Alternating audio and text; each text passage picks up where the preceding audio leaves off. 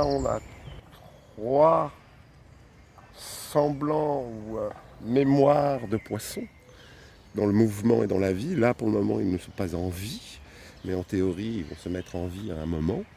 Et l'idée, c'était surtout de parler de cette question de la pollution et de l'environnement. Et pour moi, il est important au monde des machines de créer comme si c'était des poissons, mais en fait, ce ne sont pas, comme si on était dans une mémoire de l'animal. Donc c'est comme si c'était des traces, c'est comme si ces traces peuvent réapparaître. Et là, tout d'un coup, on a le poisson qui réexiste, mais sous une autre forme. Et là, on ne sait pas s'ils se sont fait goudronner, si c'est plastifié, si ça coule. Donc il y a quelque chose d'un peu, on va dire, lugubre. Ils sont en danger. Voilà, on va dire qu'ils sont en danger. Et là, ils résistent, ils résistent à leur dernier moment de vie. Enfin, ils sont comme dans un petit moment de résistance. Donc ils résistent, ils survivent.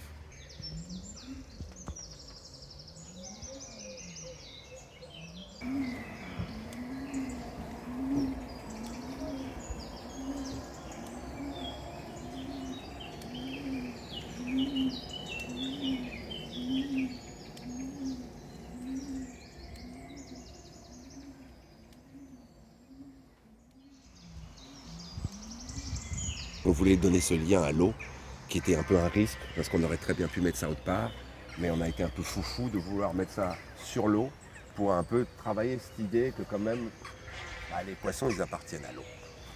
Comme ça, on reste solide.